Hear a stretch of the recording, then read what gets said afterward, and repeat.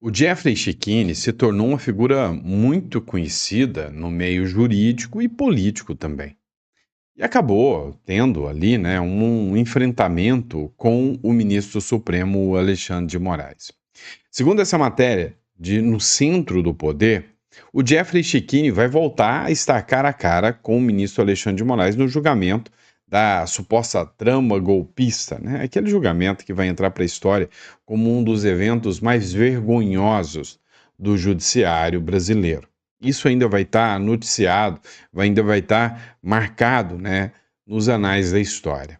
Mas no fato, né, do Jeffrey Chikine ficar cara a cara com o ministro Supremo Alexandre de Moraes, me chama muita atenção, tá? Me chama bastante atenção o fato de que ele tem uma boca dura, vamos dizer assim, né? Ele não é o tipo de cara que não fala só para agradar, não. Ele chega e fala na lata o que tem que falar. E eu sei que esse julgamento, se for, né, exposto, se for público, nós teremos bons vídeos que circularão, né, das falas do Jeffrey Chikine. E a gente vai estar acompanhando isso. Mas, em compensação, o Bolsonaro tem agora uma reviravolta no seu destino, se é que a gente pode dizer assim. Porque o Bolsonaro estava na mira do ministro Alexandre de Moraes para ir para Papuda. Parece que o ministro Alexandre de Moraes recuou. Dá uma olhada nessa matéria do jornal Metrópolis. Moraes pretende mandar Bolsonaro a cumprir pena na Papudinha. Como assim? É uma forma que o jornalista está tirando onda, está chamando Papuda de Papudinha? Na verdade, não. É conhecida como Papudinha, né? As instalações da Polícia Militar, onde o Anderson Torres ficou. Então, não é dentro da Papuda. E aí, depois de uma pressão muito grande, de vários juristas pressionando, porque o Tribunal Penal Militar, o Código Penal Militar, no seu artigo 61, se eu não me engano, ele é muito claro. Qualquer militar que for condenado a mais de 2 anos de prisão, ele tem que ficar, né, em estabelecimento próprio militar. É o caso do Bolsonaro. Então, acabou que o Alexandre de Moraes, né, recuou. Após a visita às instalações do complexo da Papuda, o ministro do STF, Alexandre de Moraes, indicou aliados já terem em mente o espaço para onde pretende mandar Jair Bolsonaro para cumprir pena. Não vai ser pena domiciliar, igual o Collor está cumprindo, né?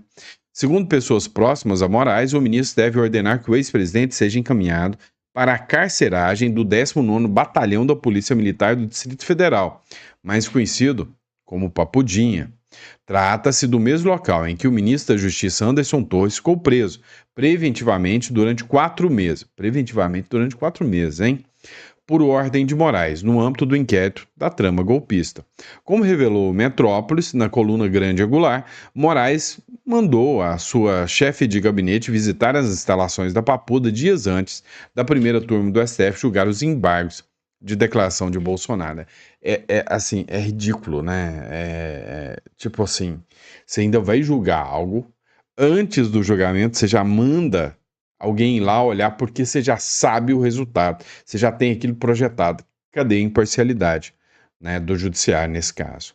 Segundo a reportagem, a auxiliar de Moraes visitou 3 lugares dentro da Papuda que poderiam receber o ex-presidente, entre eles a Papudinha e o bloco de segurança máxima onde ficaram os presos famosos. Olha lá. A expectativa dos aliados de Bolsonaro é que o ministro Supremo deixe Bolsonaro no local por apenas algumas semanas e, na sequência, conceda o benefício da prisão domiciliar. É assim, é uma espécie de troféu, né? Algo que eles querem simplesmente para dizer assim, ó, nós condenamos Bolsonaro. Não, nós vamos mandar que o Bolsonaro é ex-presidiário, né? É algo nesse sentido aí, é uma parafernália só, né? Vamos lá, publicação do Bruno Zambelli agora, vergonha, né? Mais uma vergonha. Chanceler alemão deixa o Brasil e afirma que não vai mais investir nas florestas de Lula. Cara, o evento da COP30 foi uma vergonha atrás da outra. Vocês viram o último vídeo que eu fiz, né? Ali mencionando o vídeo do Gustavo Gaia, coloquei uns vídeos de uma cena deplorável, de um pessoal passando, se arrastando lá, vestido de bicho, né? Pelo amor de Deus. O principal do UOL virou, vamos mostrar qual é a manchete neste momento, tem a ver também Com a COP, a Alemanha considerou ser arriscado investir em fundos de florestas de Lula. A proposta do governo brasileiro quer coletar 125 bilhões de dólares. E agora a Alemanha, após a cúpula dos líderes que aconteceu, o chanceler alemão, o Merz, deixou o Brasil sem se comprometer com o investimento no Fundo de Florestas Tropicais para sempre. E de acordo com diplomatas alemães, ouvidos pela colunista que assina a reportagem aqui, a Ana Carolina Amaral, a proposta brasileira envolve muitos riscos financeiros. E aí, eles preferiram não se comprometer. Eita, é uma derrota então, hein, Josias, aí para a COP30? A gente tinha comentado já na semana passada, né, Fabíola, que a adesão a esse fundo das florestas tinha muito gogó e pouco bolso, né? Muito gogó e pouco bolso, né? Pelo contrário. Isso é até uma piada falar que tem pouco bolso. Tem muito bolso. Bolso do otário pagador de impostos, né? Que essa parafernália aí custou mais de R$1 bilhão para você e para mim. Tem muito bolso nosso. Nós tivemos que bancar essa parafernalhada. Não deu nada. Foi uma vergonha. É o retrato, né? Total deste governo aí, uma verdadeira vergonha. E vergonha é essa matéria aqui também, ó. Publicação agora da revista Oeste. Toffoli suspende provas da Lava Jato contra a ex-primeira-dama do Peru. Você deve lembrar que a primeira-dama do Peru, né, ela foi condenada em inquéritos lá no Peru da Lava Jato. Lá tinha Lava Jato no Peru, onde ela foi condenada, foi comprovado, o marido dela foi enviado à prisão e ela, né, ameaçou contar algumas coisinhas. O Lula pegou um avião da FAB. Presta atenção. Eu tô vendo um bando de imbecil.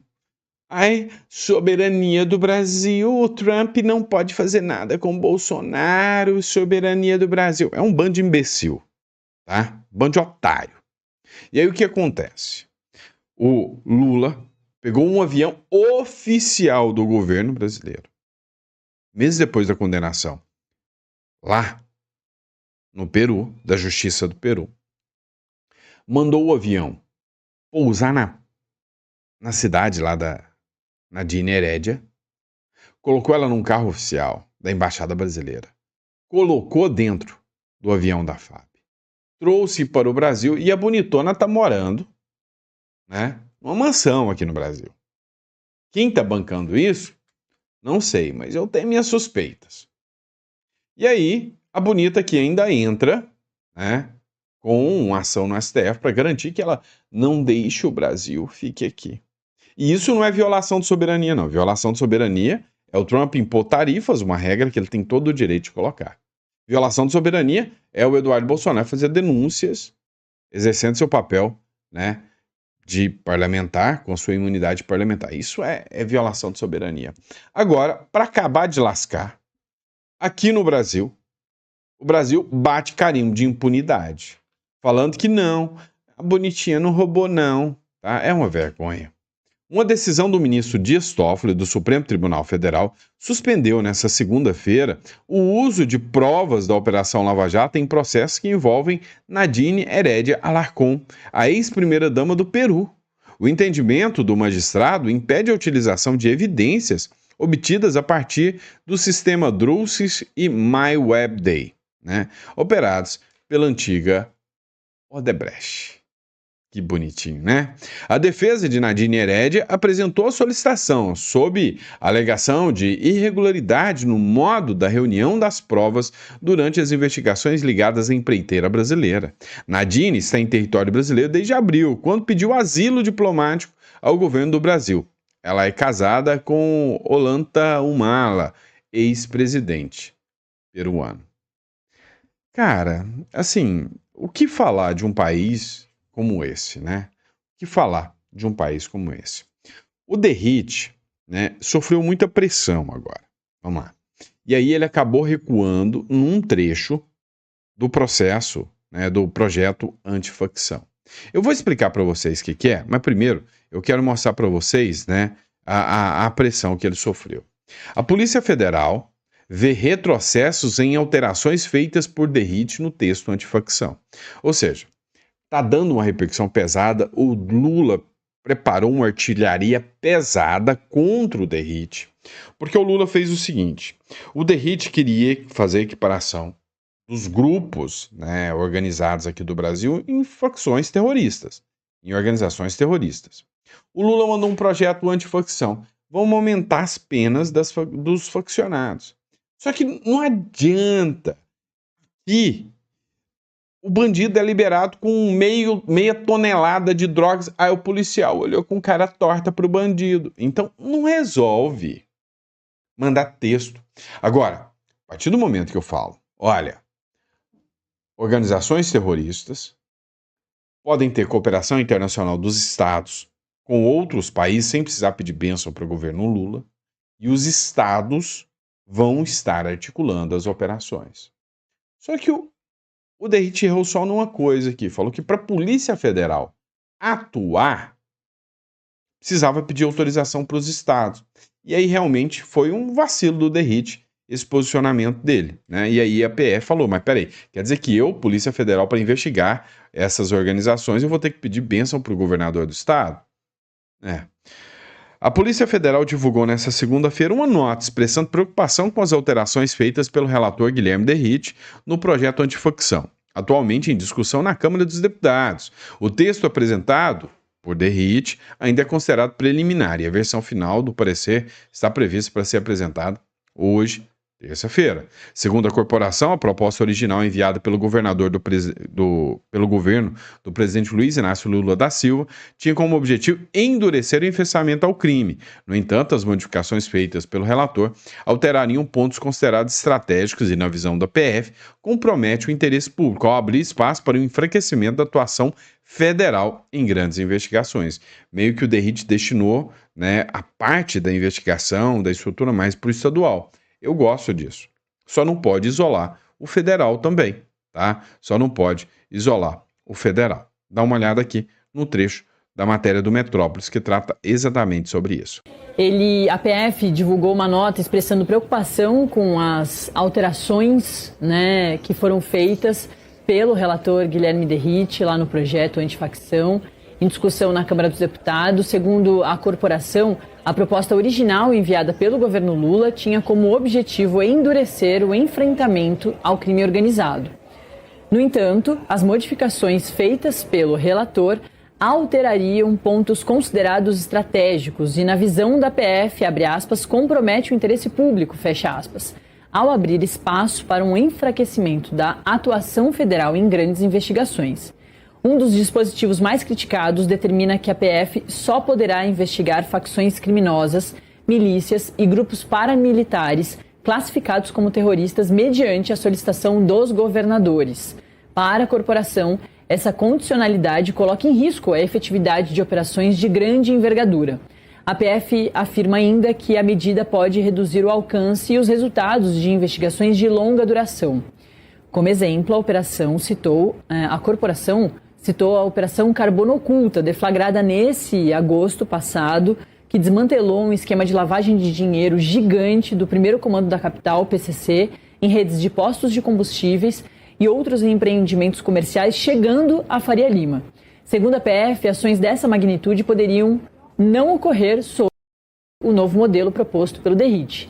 Após a repercussão, o presidente da Câmara dos Deputados, Hugo Motta, afirmou ter conduzido uma articulação entre o relator Derrite e o diretor-geral da PF, o André Rodrigues. Segundo ele, o objetivo é garantir que a corporação mantenha suas atribuições históricas na investigação de crimes organizados. É isso, né, Marília? Essa é uma questão, portanto, que a gente vai acompanhar aí, de disputa entre a direita, a esquerda, entre o governo, os parlamentares e, certamente, com um start. E aí já mostra a diferença entre a intransigência da esquerda com a da direita. Depois das críticas, o Derrite percebeu que realmente deveria flexibilizar, dar maior participação para a Polícia Federal. E após críticas, Derrite altera trechos sobre a PF em projeto antifacção. O relator do projeto de lei antifacção, o deputado Guilherme Derrite, divulgou na noite desta segunda-feira uma nova versão do relatório. e após críticas, alterou o trecho que trata da competência da Polícia Federal. Em uma versão anterior do texto, Derrite havia determinado que a Polícia Federal só poderia atuar junto às polícias estaduais contra facções criminosas mediante pedido oficial ao governador. Quando houver repercussão interestadual ou transnacional dos fatos, potencial de afetar segurança nacional ou de desestabilizar a ordem pública internacional, poderá o Ministério da Justiça e Segurança Pública, mediante provocação do governador do estado, determinar a atuação conjunta ou coordenada das forças policiais federais e estaduais, dizia a versão anterior do texto proposto por Derrite. Ou seja, o texto ali ele é claro, né, dizendo que precisava da provocação do governador para que a Polícia Federal pudesse atuar. E foi alvo de questionamentos. O próprio Derrite reconheceu, né, que havia uma falha aqui que, de certa forma, delimitava, né, aqui a atuação da Polícia Federal, tirava um pouco a atuação da Polícia Federal e, sabidamente, foi lá e alterou, mostrando que não há intransigência por parte da direita. Agora, se tem uma coisa que eu defendo, e defendo muito, coloca o direito penal de competência dos estados. Cada estado tem que ter o seu código penal. É simples assim, né? Assim como acontece nos Estados Unidos, armas, direito penal, tem que ser competência dos estados. Eu sou do estado de Goiás, sou governador do estado de Goiás e quero que a minha população esteja armada. E eu posso autorizar. Você sabe que passou de Goiás para dentro, o cidadão goiano vai estar com 3/8 na cintura se você inventar de pular para dentro da casa dele ou tentar abusar de alguma mulher, você vai, né, tomar uma azeitona na orelha. Então, eu sou a favor disso. Então, assim, enquanto não houver mudanças significativas assim, o Brasil ainda continua nesse marasmo aqui. Mas a minha visão, eu sou defensor de que cada estado possa ter a sua regulamentação sobre porte e posse de armas e o seu próprio código penal, tá? E maior autonomia da atuação da Polícia Militar, da Polícia Civil, e sou defensor ferrenho da Polícia Militar Municipal, que cada município possa ter a sua polícia com poder ali, né? Tanto o poder ostensivo quanto o poder também, né, investigativo das polícias possam ser atribuídos também aos municípios, né? Assim, que o prefeito também quer garantir a segurança do cidadão. Então, um endurecimento da lei penal pelo Estado e uma polícia atuante do município faz muito resultado, tá? Então, sou defensor ferrenho acerca disso, tá? Vamos lá. O secretário, matéria do Metrópolis, pessoal. O secretário do Rio de Janeiro esclareceu o porquê que os corpos não foram retirados na mata do Rio de Janeiro. Lembra o seguinte, tá? Só para tá na sua cabeça aí. O ministro Alexandre de Moraes acabou de determinar que as investigações contra quem retirou os corpos do lugar seja suspensa. Isso ajuda o bandido e não a polícia. Foi uma decisão absurda. Agora, o secretário aqui esclareceu o porquê que os corpos não foram tirados, né, naquela mesma noite.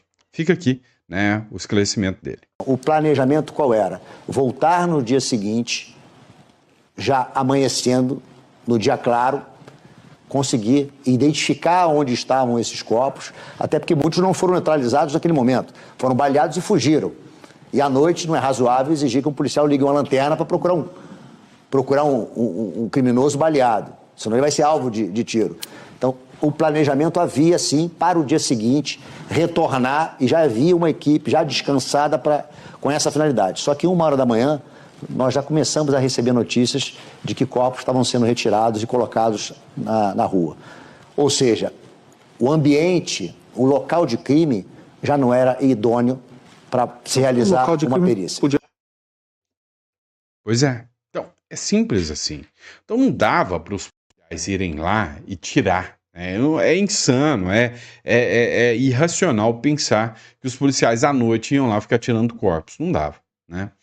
Flávio Dino relatará habeas corpus que tenta revogar prisão domiciliar de Bolsonaro. Olha essa aqui, né? O ministro do STF, Flávio Dino, será o relator de um habeas corpus que solicita o fim da prisão domiciliar de Bolsonaro. A ação pede que o tribunal revogue as medidas cautelares impostas ao ex-presidente no âmbito do inquérito 4995, conduzido pelo ministro Alexandre de Moraes, que apura uma suposta tentativa de obstrução das investigações da trama golpista. Caso no qual Bolsonaro foi condenado a 27 anos. Matéria que eu estou lendo pro forma, né? O pedido foi protocolado pelo advogado Guilherme Horácio Colombo e não tem relação com Bolsonaro e apresentou o habeas corpus por vontade própria. O habeas corpus é um dos remédios constitucionais. Então eu tenho o mandado de segurança, o mandado de injunção, o habeas corpus são todos esses, né? Previsões constitucionais, chamados remédios constitucionais. O habeas corpus é para garantir o direito de ir e vir. O habeas corpus ele tem uma singularidade, ele não exige forma. Ele é tão poderoso, ele é uma estrutura tão protegida pela Constituição, que ele visa cessar uma ilegalidade sobre o bem mais precioso que existe a uma pessoa, que é o direito de liberdade. O direito de ir e vir. E aí, tem uma história no direito que o pessoal fala que um preso, né, pediu um pedaço de pão e escreveu por que ele estava preso ilegalmente e pediu, né, para o carcereiro entregar para o juiz.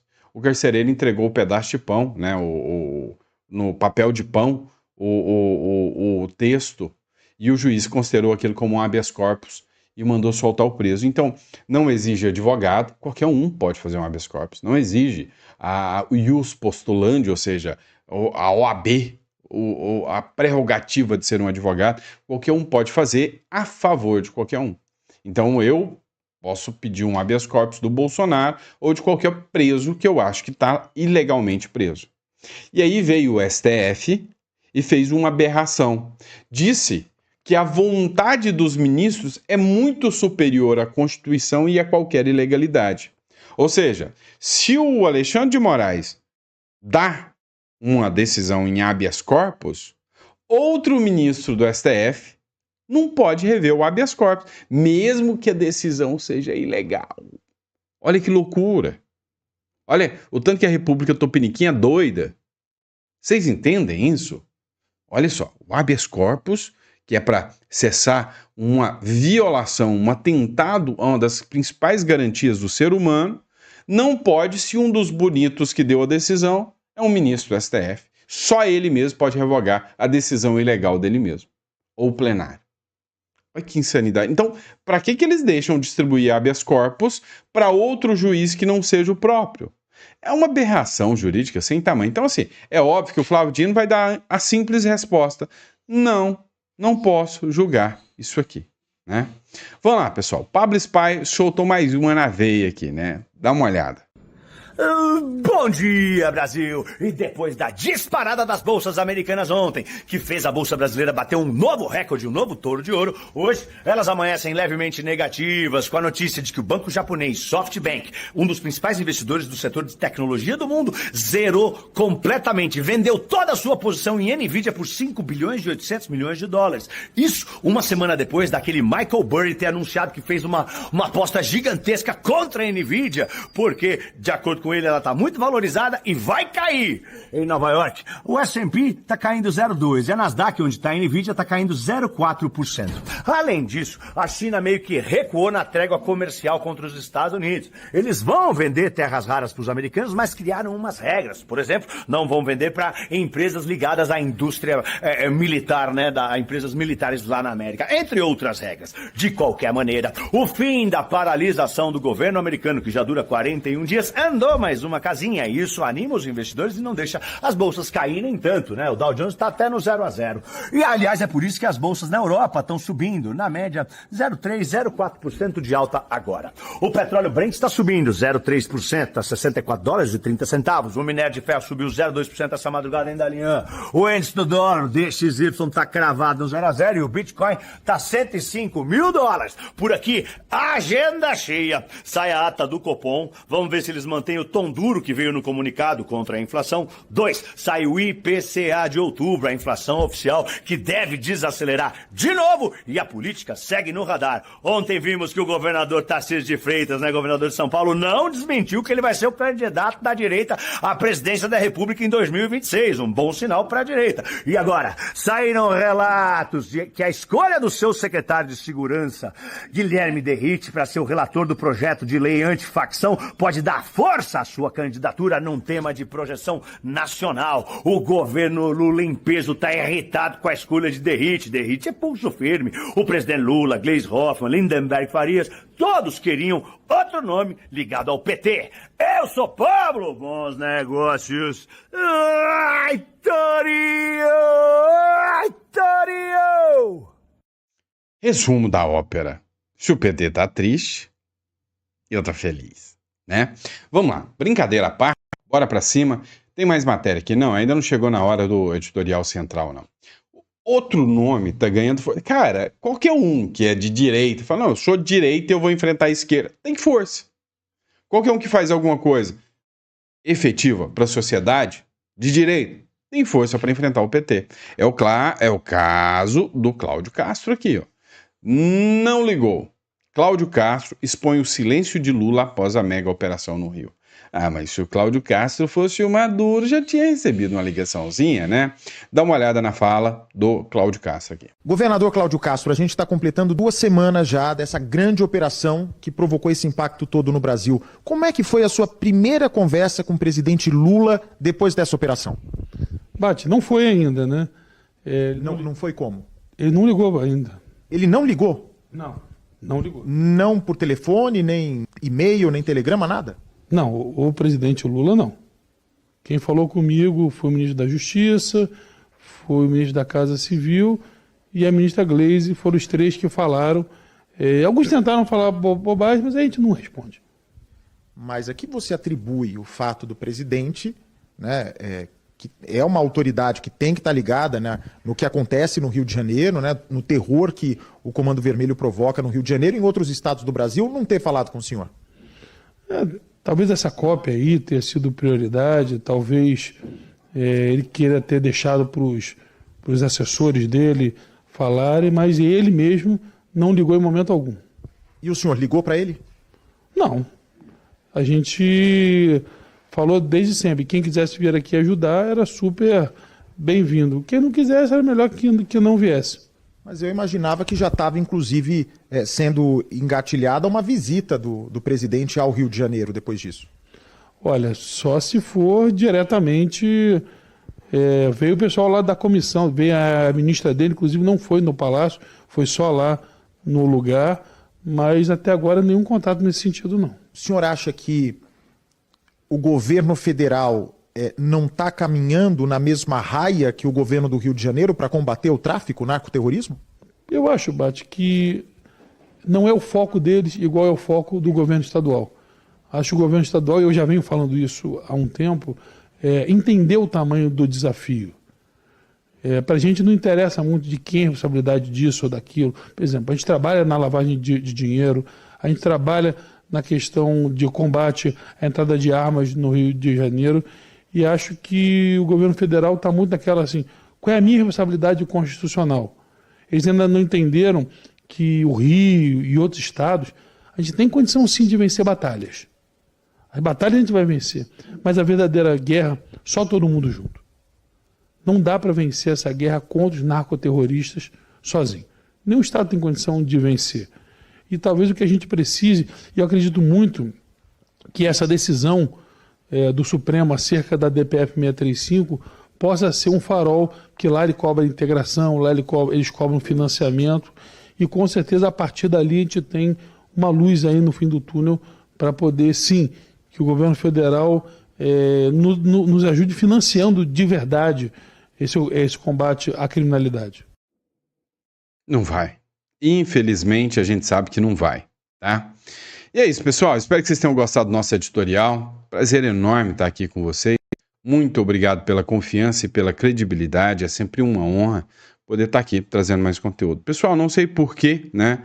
Muita gente reclamou aí que o áudio estava falhando e eu estou tentando trazer sempre conteúdo com a melhor qualidade para vocês, tá? Desculpem caso tenha falta do áudio aí. Abraço.